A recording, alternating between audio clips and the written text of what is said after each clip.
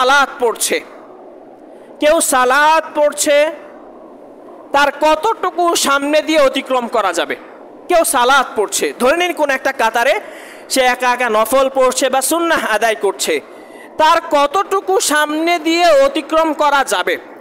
এই বিষয়ে শাইখ ইবনে বাজ, শাইখ ইবনুল উসাইমিন রাহিমাহুল্লাহ তিনি যে মতটা দিয়েছেন সেটি হলো সূত্রা রাখার স্থান অথবা সেজদা দেওয়ার স্থান।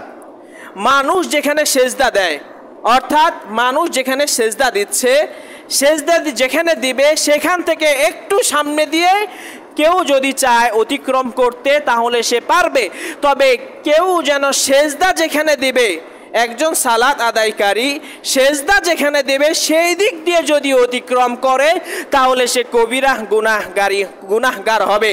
কিন্তু সেজদা যেখানে দেবে সেখান থেকে এক হাত সামনে দিয়ে যদি কেউ অতিক্রম করে তাহলে অসুবিধা নেই, তাহলে সে অতিক্রম করতে পারবে।